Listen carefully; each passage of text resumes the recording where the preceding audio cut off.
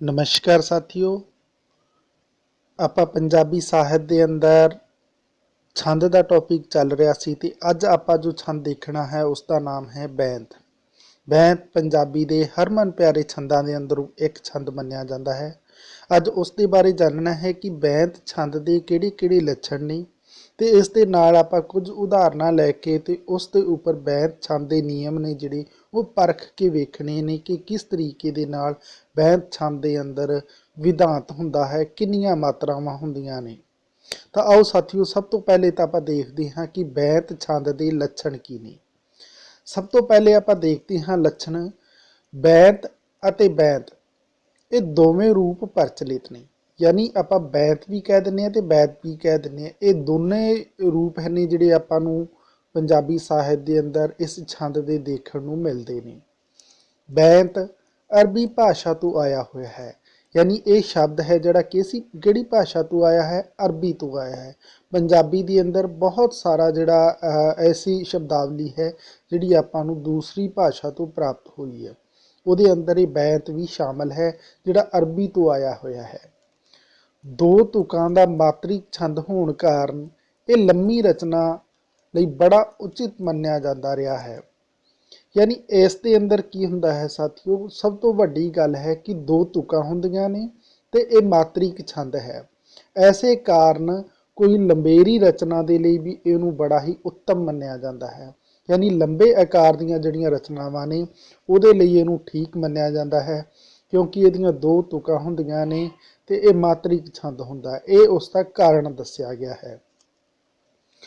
ਪਰ ਹੁਣ ਲੰਬੇ ਬੈਂਤ ਪੰਜਾਬੀ ਵਿੱਚ ਲਿਖੇ ਮਿਲਦੇ ਨੇ, ਪਰ ਅੱਜ ਕੱਲ੍ਹ ਕੀ ਹੈ, ਪੰਜਾਬੀ ਦੇ ਅੰਦਰ ਬਹੁਤ ਲੰਬੇ ਬੈਂਤ ਵੀ ਦੇਖਣ ਨੂੰ ਮਿਲਦੇ ਨੇ। ਇਹ ਇਸ ਦੀਆਂ ਤੁਕਾਂ ਦੇ ਉੱਪਰ ਗੱਲ ਆਈ ਹੈ। ਬੈਂਤ ਦੀਆਂ ਕਈ ਕਿਸਮਾਂ ਹਨ, ਜਿਵੇਂ 4 ਤੁਕਾਂ ਤੋਂ ਲੈ ਕੇ 20 ਜਾਂ 22 ਤੁਕਾਂ ਤੱਕ ਬੈਂਤ ਦੀ ਲੰਬਾਈ ਵੇਖੀ ਜਾ ਸਕਦੀ ਹੈ। ਅਕਸਰ ਆਪਾਂ ਨੂੰ ਦੇਖਣ ਨੂੰ 4 ਤੁਕਾਂ ਦੇ ਜਿਹੜੇ ਇਹ ਛੰਦ ਹੈ ਦੇਖਣ ਨੂੰ ਮਿਲਦਾ ਹੈ, ਪਰ ਬਹੁਤ ਸਾਰੀਆਂ ਐਸੀਆਂ ਕਵਿਤਾਵਾਂ ਨੇ ਜਿਨ੍ਹਾਂ ਦੇ ਅੰਦਰ 4 ਤੁਕਾਂ ਤੋਂ ਲੈ ਕੇ 20 ਜਾਂ ਫਿਰ 22 ਤੁਕਾਂ ਤੱਕ ਵੀ ਇਸ ਦੀ ਲੰਬਾਈ ਦੇਖਣ ਨੂੰ ਮਿਲ ਜਾਂਦੀ ਹੈ। ਯਾਨੀ ਅਸੀਂ ਇਹ ਕਹੀਏ ਕਿ ਜਿਹੜਾ 2 ਤੁਕਾਂ ਦਾ ਮਾਤ੍ਰਿਕ ਛੰਦ ਸੀ ਉਹ ਅੱਜ 4 ਤੁਕਾਂ ਤੋਂ ਲੈ ਕੇ 20 ਜਾਂ 22 ਤੁਕਾਂ ਤੱਕ ਪਸਰ ਗਿਆ ਹੈ। ਇਸ ਨੇ ਆਪਣਾ ਘੇਰਾ ਹੈ ਜਿਹੜਾ ਉਹ 20 ਜਾਂ 22 ਤੁਕਾਂ ਤੱਕ ਦਾ ਲੈ ਲਿਆ ਹੈ। ਹਰ ਤੁਕ ਵਿੱਚ 40 ਮਾਤਰਾਵਾਂ ਹੁੰਦੀਆਂ ਹਨ, ਯਾਨੀ ਹਰ ਇੱਕ ਤੁਕ ਆ ਉਸ ਦੇ ਅੰਦਰ ਮਾਤਰਾ ਦੀ ਕਿੰਨੀ ਗਿਣਤੀ ਹੁੰਦੀ ਹੈ ਸਾਥੀਓ? ਉਹ ਹੁੰਦੀ ਹੈ 40। ਤੇ ਇਸ ਤੋਂ ਬਾਅਦ ਆ ਗਿਆ ਅਤੇ ਵਿਸ਼ਰਾਮ 20+20 ਤੇ ਹੁੰਦਾ ਹੈ, ਤੇ ਯਾਨੀ ਪਹਿਲਾ ਠਹਿਰਾ ਯਾਨੀ ਵਿਸ਼ਰਾਮ ਹੈ ਜਿਹੜਾ ਉਹ ਆਪਾਂ ਨੂੰ 20 ਮਾਤਰਾ ਤੇ ਮਿਲਦਾ ਹੈ, ਤੇ ਇਸ ਤੋਂ ਬਾਅਦ ਜਿਹੜਾ ਦੂਸਰਾ ਵਿਸ਼ਰਾਮ ਹੈ ਉਹ ਵੀ ਆਪਾਂ ਨੂੰ ਕਿੰਨੇ ਤੇ ਮਿਲਦਾ ਹੈ? ਉਹ 20 ਮਾਤਰਾ ਤੇ ਹੀ ਮਿਲਦਾ ਹੈ। ਪਰ ਕਈ ਵਾਰ 19 ਜਾਂ 21 ਮਾਤਰਾ ਤੇ ਵੀ ਵਿਸ਼ਰਾਮ ਹੋ ਜਾਂਦਾ ਹੈ। ਪਰ ਅਕਸਰ ਕੀ ਦੇਖਿਆ ਜਾਂਦਾ ਹੈ ਕਿ ਕੋਈ ਜ਼ਰੂਰੀ ਨਹੀਂ ਹੈ ਕਿ ਉਹ 20 ਤੇ ਹੀ ਹੋਏ। ਕਿਸੇ ਤੁਕ ਦੇ ਅੰਦਰ ਆਪਾਂ ਨੂੰ 19 ਤੇ ਜਾਂ ਫਿਰ 21 ਮਾਤਰਾ ਤੇ ਵੀ ਵਿਸ਼ਰਾਮ ਦੇਖਣ ਨੂੰ ਮਿਲ ਜਾਂਦਾ ਹੈ, ਪਰ ਅਮੂਮਨ ਆਪਾਂ ਨੂੰ ਵਧੇਰੇ ਤੁਕਾਂ ਹੁੰਦੀਆਂ ਨੇ ਉਹਨਾਂ ਦੇ ਅੰਦਰ ਇਹ 20+20 ਯਾਨੀ 40 ਮਾਤਰਾ ਦੀ ਆਪਾਂ ਨੂੰ ਤੁਕ ਦੇਖਣ ਨੂੰ ਮਿਲਦੀ ਹੈ, ਜਿਹਦਾ ਪਹਿਲਾ ਵਿਸ਼ਰਾਮ 20 ਤੇ ਦੂਸਰਾ 21 ਤੇ। ਤੇ ਕਈ ਵਾਰ ਇਹ ਇਦਾਂ ਵੀ ਹੋ ਜਾਂਦਾ ਹੈ ਕਿ 19 ਜਾਂ 21 ਮਾਤਰਾ ਤੇ ਵੀ ਵਿਸ਼ਰਾਮ ਆ ਜਾਂਦਾ ਹੈ। ਆਮ ਤੌਰ ਤੇ ਬੈਂਤ ਵਿੱਚ 4 ਤੁਕਾਂ ਦਾ ਹੀ ਵਿਧਾਨ ਹੈ। ਇਹ ਗੱਲ ਆਪਾਂ ਉੱਪਰ ਦੇਖ ਕੇ ਆ ਚੁੱਕੇ ਹਾਂ। ਅੱਜ ਕੱਲ੍ਹ ਜਿਹੜੀ ਆਪਾਂ ਨੂੰ ਕਵਿਤਾ ਦੇਖਣ ਨੂੰ ਮਿਲ ਰਹੀ ਹੈ, ਵਧੇਰੇ ਸਾਹਿਤ ਨਾਲ ਜੁੜੀਆਂ ਹੋਈਆਂ ਰਚਨਾਵਾਂ ਨੇ ਜਿਹੜੀਆਂ ਬੈਂਤ ਦੀਆਂ, ਉਹਦੇ ਅੰਦਰ ਆਪਾਂ ਨੂੰ 4 ਤੁਕਾਂ ਦਾ ਵਿਧਾਨ ਹੀ ਮਿਲੇਗਾ। ਹਰ ਤੁਕ ਦੇ ਅੰਤ ਵਿੱਚ ਤੁਕੰਤ ਮੇਲ ਹੁੰਦਾ ਹੈ। ਤੁਕੰਤ ਮੇਲ ਵੀ ਆਪਾਂ ਨੂੰ ਇਸ ਦੇ ਅੰਦਰ ਦੇਖਣ ਨੂੰ ਮਿਲਦਾ ਹੈ। ਅਹਿਮਦ, ਮੁਕਬਲ ਤੇ ਵਾਰਿਸ਼ ਦਾ ਇਸ ਛੰਦ ਰਚਨਾ ਵਿੱਚ ਵਿਸ਼ੇਸ਼ ਸਥਾਨ ਹੈ। ਜੇਕਰ ਅਸੀਂ ਪ੍ਰਸਿੱਧ ਕਿੱਸੇਕਾਰਾਂ ਦੀ ਗੱਲ ਕਰੀਏ, ਸਾਹਿਤਕਾਰਾਂ ਦੀ ਗੱਲ ਕਰੀਏ, ਪੰਜਾਬੀ ਦੇ ਉਹਨਾਂ ਲਿਖਾਰੀਆਂ ਦੀ ਗੱਲ ਕਰੀਏ, ਤਾਂ ਜਿਨ੍ਹਾਂ ਨੇ ਇਸ ਛੰਦ ਨੂੰ ਬਖੂਬੀ ਵਰਤਿਆ ਹੈ ਉਹਨਾਂ ਦੇ ਨਾਮ ਆ ਜਾਂਦੇ ਨੇ ਅਹਿਮਦ, ਮੁਕਬਲ, ਵਾਰਿਸ਼ਾ ਦੀ ਰਚਨਾ ਨੇ ਤਾਂ ਅਮੀਰੀ ਹਾਸਲ ਕਰ ਲਈ ਹੈ। ਤਾਂ ਇਹ ਸੀ ਸਾਥੀਓ ਬੈਂਤ ਛੰਦ। ਜਿਵੇਂ ਕਿ ਇਹਦੇ ਅੰਦਰ ਆਪਾਂ ਨੂੰ ਦੱਸਿਆ ਗਿਆ ਕਿ ਇਹ ਮਾਤ੍ਰਿਕ ਛੰਦ ਹੈ। ਇਹ 2 ਤੁਕਾਂ ਤੋਂ ਲੈ ਕੇ 20 ਜਾਂ 22 ਤੁਕਾਂ ਤੱਕ ਵੀ ਦੇਖਣ ਨੂੰ ਮਿਲਦਾ ਹੈ। पर अमूमन इसकी लंबाई है जिहड़ी 4 तुकां के आसे पासे रहिंदी है तो लंबी रचना के अंदर यह 20 या 22 तुकां तक पहुँच जाती है। जेकर असी इसकी मात्रा की गल करिए तो एक तुक के अंदर आपां नूं 40 मात्रा मिलदियां ने, जिहदे अंदर पहला विश्राम 20 मात्रा ते दूजा विश्राम भी 20 मात्रा ते देखण नूं मिल जाता है। पर कई बार यह भी हो जाता है कि किसी तुक के अंदर 19 मात्रा या फिर 21 मात्रा आ जाण। अक्सर आपां नूं बैंत दे 4 तुकां दा ही विधान देखण नूं मिलदा है, पर अंत च तुकांत मेल है जिहड़ा वो भी मिल जाता है। तो ये सी बैंत छंद के लक्षण, यानी आपां बैंत की पहचान करनी है तो ये नियम सन अपने कोल। तो हुण आपां वेखांगे एक उदाहरण लैके, एक कावी टोटा लैके कि किस तरीके दे नाल इस बैंत नूं परखिया जा सकता है, उसकी पहचान की जा सकती है।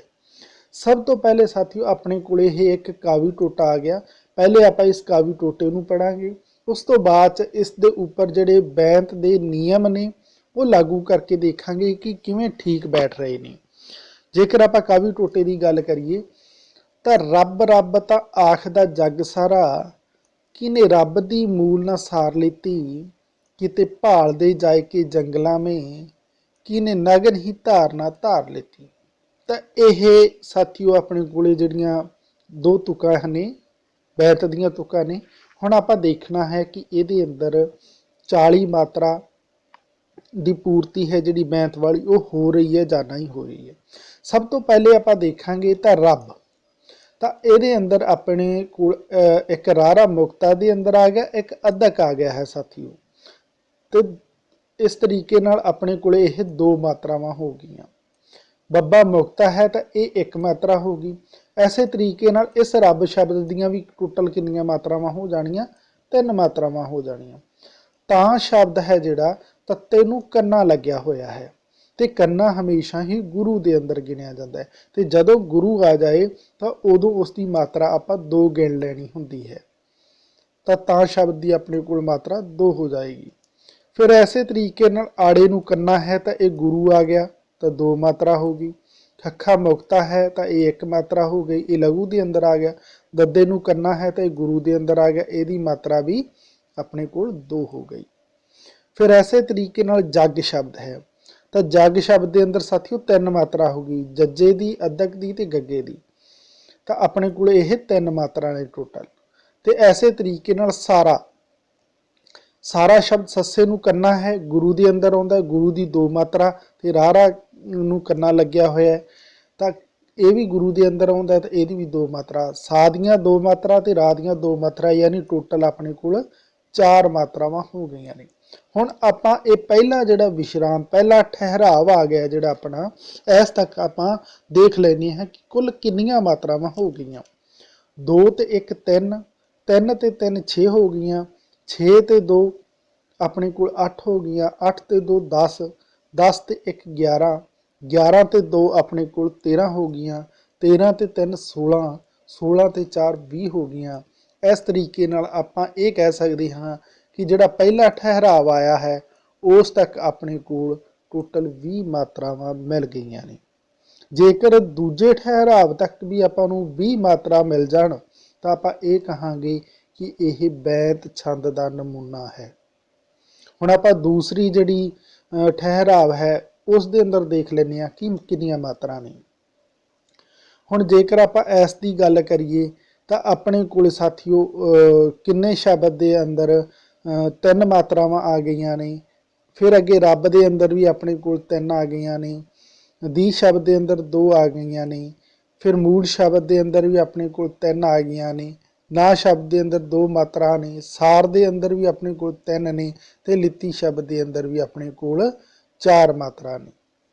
तो आपां ये कह सकते हाँ कि 3 ते 3 6, 6 ते 2 8, 8 ते 3 11, 11 ते 2 13, 13 ते 3 16, 16 ते 4 20।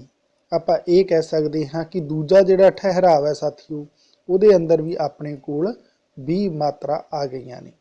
हुण पहले ठहराव दियां 20 मात्रा ते दूजे ठहराव दियां 20 मात्रा, टोटल अपने को एक तुक के अंदर 40 मात्रा हो गई। ਜਦੋਂ ਕੋਈ 40 ਮਾਤਰਾ ਦਾ ਇੱਕ ਤੁਕ ਦੇ ਅੰਦਰ ਮਿਲਣ ਤਾਂ ਉਹ ਆਪਣੇ ਕੋਲੇ ਬੈਂਤ ਹੁੰਦਾ ਹੈ। ਇਹ ਸ਼ਰਤ ਪੂਰੀ ਹੋ ਗਈ ਤਾਂ ਇਹ ਬੈਂਤ ਹੀ ਹੈ। ਤਾਂ ਫਿਰ ਦੂਜੀ ਇੱਕ ਗੱਲ ਹੋਰ ਆਈ ਸੀ ਕਿ ਤੁਕਾਂ ਦਾ ਮੇਲ ਵੀ ਮਿਲਦਾ ਹੈ। ਪਹਿਲੀ ਤੁਕ ਦੇ ਅੰਦਰ ਜਿਵੇਂ ਸਾਰ ਲੀਤੀ ਤੇ ਧਾਰ ਲੀਤੀ, ਦੇਖੋ ਦੋਨਾਂ ਦਾ ਤੁਕਾਂਤ ਮੇਲ ਹੈ, ਤੁਕ ਦੇ ਅੰਤ ਦਾ ਮੇਲ ਹੈ। ਮੇਲ ਕਿਵੇਂ ਹੋਇਆ? ਜਿਵੇਂ ਲਿੱਤੀ ਲਿੱਤੀ ਸੇਮ ਸ਼ਬਦ ਆ ਗਏ, ਇੱਕ ਦੂਸਰੇ ਦੇ ਨਾਲ ਮੇਲ ਖਾ ਰਹੇ ਆ, ਸੁਰ ਮਿਲ ਰਹੀ ਹੈ। ਬੜਾ ਹੀ ਸਰਲ ਹੁੰਦਾ ਜਦੋਂ ਸੁਰ ਮਿਲ ਰਹੀ ਹੋਵੇ ਤਾਂ ਉਹ ਤੁਕਾਂਤ ਮੇਲ ਹੁੰਦਾ ਹੈ। ਦੂਜੀ ਇਹ ਇਸ ਦੀ ਪਹਿਚਾਣ ਹੈ ਕਿ ਅਖੀਰੀ ਜਿਹੜਾ ਅੱਖਰ ਹੁੰਦਾ ਹੈ, ਜਿਵੇਂ ਤੱਤਾ ਹੈ ਤਾਂ ਇਸ ਨੂੰ ਬਿਹਾਰੀ ਹੈ, ਤਾਂ ਇੱਥੇ ਵੀ ਬਿਹਾਰੀ ਹੀ ਆ ਰਹੀ ਹੈ, ਤਾਂ ਤੁਕਾਂਤ ਮੇਲ ਆਟੋਮੈਟਿਕ ਹੋ ਜਾਏਗਾ, ਆਪਣੇ ਆਪ ਹੋ ਜਾਏਗਾ। ਤਾਂ ਐਸੇ ਤਰੀਕੇ ਨਾਲ ਸਾਥੀਓ ਜਿਹੜੀ ਇਸ ਦੀ ਦੂਸਰੀ ਤੁਕ ਹੈ, ਕਿਤੇ ਭਾਲਦੇ ਜਾਏ ਕਿ ਜੰਗਲਾਂ में ਕਿਨੇ ਨਗਨ ਹੀ ਧਾਰਨਾ ਧਾਰ ਲਿੱਤੀ। ਤਾਂ ਇਹਦੇ ਅੰਦਰ ਵੀ ਆਪਾਂ ਨੂੰ ਪਹਿਲਾ ਠਹਿਰਾਵ ਹੈ ਜਿਹੜਾ ਮੇਂ ਤੱਕ ਹੈ, ਉਹਦੇ ਅੰਦਰ 20 ਮਾਤਰਾ ਮਿਲ ਰਹੀਆਂ ਨੇ। ਦੂਜਾ ਠਹਿਰਾਵ ਹੈ ਜਿਹੜਾ ਲਿੱਤੀ ਸ਼ਬਦ ਤੱਕ ਹੈ, ਉਸ ਦੇ ਅੰਦਰ ਵੀ 20 ਮਾਤਰਾ ਨੇ, ਯਾਨੀ ਦੋਨੇ ਠਹਿਰਾਵ ਦੀਆਂ ਟੋਟਲ 40 ਮਾਤਰਾ ਨੇ। ਤੇ ਇਸ ਤਰੀਕੇ ਨਾਲ ਪਹਿਲੀ ਤੁਕ ਦੇ ਅੰਦਰ 40 ਮਾਤਰਾ ਤੇ ਦੂਜੀ ਤੁਕ ਦੇ ਅੰਦਰ 40 ਮਾਤਰਾ, ਟੋਟਲ ਆਪਣੇ ਕੋਲੇ ਇਹ 40 ਮਾਤਰਾ ਦੀਆਂ ਦੋ ਤੁਕਾਂ ਤੇ ਤੁਕਾਂਤ ਮੇਲ ਹੈ। ਇਸ ਲਈ ਇਹ ਬੈਂਤ ਜਿਹੜਾ ਛੰਦ ਹੈ ਉਸ ਦੀ ਉਦਾਹਰਣ ਹੈ। ਇਹ ਸਾਥੀਓ ਪਿੰਗਲ ਤੇ ਅਰੂਜ ਜੋਗਿੰਦਰ ਸਿੰਘ ਦੁਆਰਾ ਉਦਰਿਤ ਜਿਹੜੀ ਇੱਕ ਸਾਹਿਤਕ ਕਿਰਤ ਹੈ ਉਸ ਦੇ ਅੰਦਰੋਂ ਇਹ ਕਾਵੀ ਟੋਟਾ ਲਿਆ ਗਿਆ ਹੈ। ਆਪਾਂ ਐਸੇ ਤਰੀਕੇ ਨਾਲ ਇੱਕ ਹੋਰ ਕਾਵੀ ਟੋਟਾ ਦੇਖ ਲੈਂਦੇ ਹਾਂ। ਤੁਸੀਂ ਪ੍ਰੈਕਟਿਸ ਵੀ ਕਰਕੇ ਦੇਖ ਲੈਣਾ, ਵੀਡੀਓ ਨੂੰ ਰੋਕ ਕੇ ਇਹਨਾਂ ਨੂੰ ਤੁਸੀਂ ਮਾਤਰਾ ਨੂੰ ਕਾਊਂਟ ਕਰਕੇ ਦੇਖ ਲਿਆ ਕਰੋ, ਤਾਂ ਕਿ ਆਪ ਨੂੰ ਵੀ ਪਤਾ ਚੱਲੇ ਕਿ ਕਿਸ ਤਰੀਕੇ ਦੇ ਨਾਲ ਇਸ ਦੀ ਮਾਤਰਾ ਦੀ ਕਾਊਂਟਿੰਗ ਹੈ ਜਿਹੜੀ 20+20 ਯਾਨੀ 40 ਮਾਤਰਾ ਦੀ ਹੋ ਰਹੀ ਹੈ। ਹਾਂ, ਇਹ ਗੱਲ ਜ਼ਰੂਰ ਆਈ ਸੀ ਕਿ ਕਿਤੇ 19 ਜਾਂ 21 ਵੀ ਹੋ ਸਕਦੀਆਂ ਨੇ। ਹੁਣ ਆਪਾਂ ਪਹਿਲੇ ਤਾਂ ਇਹ ਕਾਵੀ ਟੋਟਾ ਹੀ ਦੇਖਣਾ ਹੈ ਸਾਥੀਓ ਕਿ ਕਾਵੀ ਟੋਟੇ ਦੇ ਅੰਦਰ ਜਿਹੜੀਆਂ ਤੁਕਾਂ ਨੇ ਉਹ ਕਿਸ ਤਰੀਕੇ ਦੀਆਂ ਨੇ। ਰਲੇ ਦਿਲਾਂ ਨੂੰ ਜਿਹੜੇ ਵਿਛੋੜਦੇ ਨਹੀਂ, ਬੁਰੀ ਬਣੇਗੀ ਤਿੰਨਾਂ ਹਥਿਆਰਿਆਂ ਨੂੰ, ਨਿਤ ਹਿਰਸ ਦੇ ਫਿਕਰ ਵਿੱਚ ਗਲਤਾਨ ਰਹਿੰਦੇ, ਇਹ ਸ਼ਾਮਤ ਰੱਬ ਦੇ ਮਾਰਿਆਂ ਨੂੰ। ਤਾਂ ਇਹ ਵਾਰਿਸ ਸ਼ਾਹ ਦੇ ਰਚਨਾ ਹੈ ਸਾਥੀਓ, ਤੇ ਇਹ ਬੈਂਤ ਛੰਦ ਦਾ ਹੀ ਉਦਾਹਰਨ ਹੈ। ਇਹਦੇ ਅੰਦਰ ਵੀ ਆਪਾਂ ਨੂੰ ਪਹਿਲੀ ਜਿਹੜੀ ਆਪਣਾ ਤੁਕ ਹੈ ਉਸ ਦੀ ਪਹਿਲੇ ਵਿਸ਼ਰਾਮ ਦੇ ਅੰਦਰ 20 ਮਾਤਰਾ ਨੇ। ਤੁਸੀਂ ਕਾਊਂਟ ਕਰਕੇ ਦੇਖ ਲੈਣਾ, ਕਿਸੇ ਵੀ ਜਿਹੜੀ ਠਹਿਰਾਵ ਹੈ ਤੁਕ ਦੇ ਪਹਿਲਾ ਠਹਿਰਾਵ ਤੇ ਦੂਜਾ ਠਹਿਰਾਵ ਦੋਨਾਂ ਨੂੰ ਮਾਤਰਾ ਨੂੰ ਕਾਊਂਟ ਕਰਕੇ ਦੇਖ ਲੈਣਾ, 20+20 ਆਏਗਾ। ਹਾਂ, ਇਹ ਹੋ ਸਕਦਾ ਕਿ ਕਿਤੇ 19 ਜਾਂ ਫਿਰ 21 ਆ ਜਾਏ, ਇਹ ਵੀ ਹੋ ਸਕਦਾ ਹੈ, ਕੋਈ ਵੱਡੀ ਗੱਲ ਨਹੀਂ ਹੈ। ਜੇਕਰ ਆਪਾਂ ਇਸ ਦੇ ਅੰਦਰ ਗੱਲ ਕਰੀਏ ਸਾਥੀਓ ਤਾਂ ਇਹਦੇ ਅੰਦਰ ਜਿਵੇਂ ਕਿ 21 ਦੱਸਿਆ ਗਿਆ ਹੈ ਕਿ ਨਿਤ ਹਿਰਸ ਦੇ ਫਿਕਰ ਵਿੱਚ ਗਲਤਾਨ ਰਹਿੰਦੀ, ਤਾਂ ਇੱਥੇ ਮਾਤਰਾਵਾਂ 21 ਆ ਗਈਆਂ ਨੇ, ਪਰ ਕਿਤੇ ਨਾ ਕਿਤੇ 40 ਦੇ ਆંકੜੇ ਨੂੰ ਪੂਰਾ ਕਰ ਰਹੀਆਂ ਨੇ। ਤਾਂ ਇਸ ਲਈ ਆਪਾਂ ਇਸ ਨੂੰ ਬੈਂਤ ਛੰਦ ਦੇ ਅੰਦਰ ਹੀ ਰੱਖਾਂਗੇ। ਤਾਂ ਇਹ ਫਿਰ ਆਪਣੇ ਕੋਲ 20 ਮਾਤਰਾ ਵਾਲੀ ਇੱਕ ਠਹਿਰਾਵ ਤੱਕ ਆ ਗਿਆ ਹੈ। ਦੂਸਰਾ ਠਹਿਰਾਵ ਹੈ ਇਸ ਤੁਕ ਦਾ ਜਿਹੜਾ ਉਹ ਵੀ 20 ਮਾਤਰਾ ਦਾ ਹੈ, ਯਾਨੀ 20+20 40 ਮਾਤਰਾ, ਯਾਨੀ 21+20 ਯਾਨੀ 41 ਮਾਤਰਾ ਇਸ ਦੇ ਅੰਦਰ ਦੂਸਰੀ ਤੁਕ ਦੇ ਅੰਦਰ ਨੇ, ਤੇ ਪਹਿਲੀ ਤੁਕ ਦੇ ਅੰਦਰ ਆਪਣੇ ਕੋਲੇ 40 ਮਾਤਰਾ ਨੇ। ਇਸ ਨੂੰ ਤੁਸੀਂ ਕਾਊਂਟ ਕਰਕੇ ਦੇਖ ਲੈਣਾ, ਵੀਡੀਓ ਨੂੰ ਰੋਕ ਕੇ ਉਸ ਨੂੰ ਕਾਊਂਟ ਕਰਕੇ ਦੇਖ ਲਿਆ ਕਰੋ। ਅਗਰ ਫਿਰ ਵੀ ਕੋਈ ਘੱਟ ਰਹਿ ਗਿਆ ਹੋਵੇ ਤਾਂ ਇਸ ਦੇ ਨਿਯਮਾਂ ਨੂੰ ਦੇਖ ਕੇ, ਕਿਉਂਕਿ ਨਿਯਮ ਦੇ ਵੀਡੀਓ ਪਹਿਲੇ ਮੈਂ ਛੰਦ ਸ਼ੁਰੂ ਕਰਨ ਤੋਂ ਪਹਿਲੇ ਹੀ ਅਪਲੋਡ ਕਰ ਦਿੱਤੇ ਸਨ, ਜੇਕਰ ਤੁਸੀਂ ਉਹ ਨਹੀਂ ਦੇਖੇ ਤਾਂ ਉਹ ਦੇਖ ਲੈਣਾ, ਉਹ ਬੜੇ ਜ਼ਰੂਰੀ ਨੇ। ਉਹਨਾਂ ਤੋਂ ਬਾਅਦ ਹੀ ਆਪਾਂ ਇਸ ਦੀ ਪਹਿਚਾਣ ਕਰ ਸਕਦੇ ਹਾਂ। ਮੈਨੂੰ ਆਸ ਹੈ ਕਿ ਆਪ ਨੂੰ ਇਹ ਬੜਾ ਹੀ ਸਹਿਜ ਤਰੀਕੇ ਨਾਲ, ਸਰਲ ਤਰੀਕੇ ਨਾਲ ਸਮਝ ਆ ਜਾਏਗਾ, ਕੋਈ ਮੁਸ਼ਕਿਲ ਨਹੀਂ ਹੋਏਗੀ। ਇੱਕ ਆਪਾਂ ਕਾਵੀ ਟੋਟਾ ਹੋਰ ਦੇਖ ਲੈਂਦੇ ਹਾਂ ਜਿਹੜਾ ਕਵਿਤਾ ਤੋਂ ਸੰਬੰਧਿਤ ਹੈ। ਰਾਂਝਾ ਆਖਦਾ ਛੜਾ ਛੜਾ ਕਹਾਂ ਮੈਂ, ਨਹੀਂ ਜਿਉਂਦਾ ਮਾਂ ਤੇ ਬਾਪ ਮੇਰਾ। ਰਾਂਝਾ ਆਖਦਾ ਛੜਾ ਛੜਾ ਕਹਾਂ ਮੈਂ, ਨਹੀਂ ਜਿਉਂਦਾ ਮਾਂ ਤੇ ਬਾਪ ਮੇਰਾ। ਯਾਨੀ ਇਹ ਜਿਹੜੀਆਂ ਆਪਾਂ ਨੂੰ ਦੋ ਤੁਕਾਂ ਮਿਲੀਆਂ ਨੇ ਸਾਥੀਓ, ਤਾਂ ਇਹਦੇ ਅੰਦਰ ਆਪਾਂ ਨੂੰ 20+20 ਯਾਨੀ 40 ਮਾਤਰਾ ਇੱਕ ਤੁਕ ਦੇ ਅੰਦਰ, ਫਿਰ ਅਗਲੀ ਦੇ ਅੰਦਰ 20+20 ਮਾਤਰਾ ਯਾਨੀ 40 ਤੁਕਾਂ ਮਿਲੀਆਂ ਨੇ। ਇਸ ਨੂੰ ਤੁਸੀਂ ਕਾਊਂਟ ਕਰਕੇ ਵੀ ਦੇਖ ਸਕਦੇ ਹੋ, 20 ਮਾਤਰਾ ਹੀ ਹੋਣੀ ਹੈ, ਕਾਊਂਟ ਕਰ ਲੈਣਾ। ਤਾਂ ਇਹ ਪ੍ਰੈਕਟਿਸ ਦੇ ਲਈ ਸੀ, ਤਾਂ ਕਿ ਆਪ ਵੀ ਆਪਣੇ ਇਹਨਾਂ ਕਾਵੀ ਟੋਟਿਆਂ ਦੇ ਉੱਪਰ ਇਹ ਮਾਤਰਾ ਦੀ ਕਾਊਂਟਿੰਗ ਪਰਖ ਸਕੋ ਤੇ ਪਹਿਚਾਣ ਕਰ ਸਕੋ, ਤੇ ਆਪ ਨੂੰ ਵੀ ਪਤਾ ਲੱਗ ਸਕੇ ਕਿ ਕਿਸ ਤਰੀਕੇ ਨਾਲ ਇਹ ਬੈਂਤ ਛੰਦ ਹੈ। ਮੈਨੂੰ ਆਸ ਹੈ ਕਿ ਆਪ ਨੂੰ ਇਹ ਛੰਦ ਸਮਝ 'ਚ ਆ ਗਿਆ ਹੋਵੇਗਾ। ਤੇ ਇਸ ਤੋਂ ਇਲਾਵਾ ਵੀ ਆਪਾਂ ਦੂਸਰੇ ਜਿਹੜੇ ਇੰਪੋਰਟੈਂਟ ਛੰਦ ਨੇ, ਜਿਹੜੇ ਮੁੱਖ ਐਗਜ਼ਾਮਾਂ ਦੇ ਅੰਦਰ ਪੁੱਛੇ ਜਾਂਦੇ ਨੇ, ਉਹ ਛੰਦਾਂ ਦੀ ਪਹਿਚਾਣ ਵੀ ਆਪ ਨੂੰ ਇਸ ਚੈਨਲ ਦੇ ਉੱਪਰ ਅਵੇਲੇਬਲ ਕਰਵਾ ਦਿੱਤੀ ਗਈ ਹੈ। ਜੇਕਰ ਉਹ ਵੀਡੀਓ ਨਹੀਂ ਦੇਖੇ ਤਾਂ ਉਹ ਵੀ ਦੇਖ ਲੈਣਾ। ਉਹਨਾਂ ਦੇ ਅੰਦਰ ਵਧੀਆ ਤਰੀਕੇ ਨਾਲ ਸਮਝਾਇਆ ਹੋਇਆ ਹੈ ਕਿ ਕਿਵੇਂ ਛੰਦ ਦੀ ਪਹਿਚਾਣ ਕਰੀਏ, ਕੀ ਨਿਯਮ ਨੇ ਛੰਦ ਦੇ, ਮਾਤਰਾ ਕਿੰਨੀਆਂ ਦੀ ਗਿਣਤੀ ਕਰਨੀ ਹੈ ਤੇ ਕਿਵੇਂ ਕਰਨੀ ਹੈ। ਅਗਰ ਫਿਰ ਵੀ ਕੋਈ ਆਪ ਨੂੰ ਇਹ ਜ਼ਰੂਰਤ ਮਹਿਸੂਸ ਹੋਵੇ ਕਿ ਇਸ ਦੇ ਸੰਬੰਧਿਤ ਹੋਰ ਕੁਝ ਸਿੱਖਣ ਦੀ ਜ਼ਰੂਰਤ ਹੈ ਤਾਂ ਮੈਨੂੰ ਸੁਝਾਅ ਆਪਣੇ ਕਮੈਂਟ ਰਾਹੀਂ ਜ਼ਰੂਰ ਭੇਜਣਾ। ਜ਼ਰੂਰ ਉਸ ਦੇ ਅਕੋਰਡਿੰਗ ਆਪ ਨੂੰ ਨਵੇਂ ਵੀਡੀਓ ਪ੍ਰੋਵਾਈਡ ਕਰਵਾਉਣ ਦੀ ਕੋਸ਼ਿਸ਼ ਕਰਾਂਗਾ। ਪਰ ਇਸ ਤੋਂ ਬਾਅਦ ਛੰਦ ਤੋਂ ਬਾਅਦ 'ਚ ਜਲਦ ਹੀ ਰਸ ਦਾ ਜਿਹੜਾ ਆਪਣਾ ਟੌਪਿਕ ਹੈ ਉਹ ਆਪਾਂ ਸ਼ੁਰੂ ਕਰਾਂਗੇ। 2 ਜਾਂ 3 ਵੀਡੀਓ ਦੇ ਅੰਦਰ ਰਸ ਦੇ ਜਿਹੜੇ ਟੌਪਿਕ ਨੇ ਉਹਨਾਂ ਨੂੰ ਕੰਪਲੀਟ ਕਰਕੇ ਉਸ ਤੋਂ ਬਾਅਦ 'ਚ ਅਲੰਕਾਰ ਦੇ ਵੱਲ ਚੱਲਾਂਗੇ, ਕਿਉਂਕਿ ਕਵਿਤਾ ਦੇ ਲਈ ਇਹ ਜ਼ਰੂਰੀ ਤੱਤਾਂ ਦੇ ਅੰਦਰ ਸ਼ਾਮਿਲ ਕੀਤੇ ਜਾਂਦੇ ਨੇ। ਤੇ ਐਸੇ ਆਸ ਦੇ ਨਾਲ ਤੁਸੀਂ ਚੈਨਲ ਨੂੰ ਪਿਆਰ ਤੇ ਸਤਿਕਾਰ ਦਿੰਦੇ ਰਹਿਣਾ। ਮਿਲਦੇ ਹਾਂ ਅਗਲੀ ਕਲਾਸ ਦੇ ਅੰਦਰ। ਉਦੋਂ ਤੱਕ ਦੇ ਲਈ ਧੰਨਵਾਦ ਸਾਥੀਓ।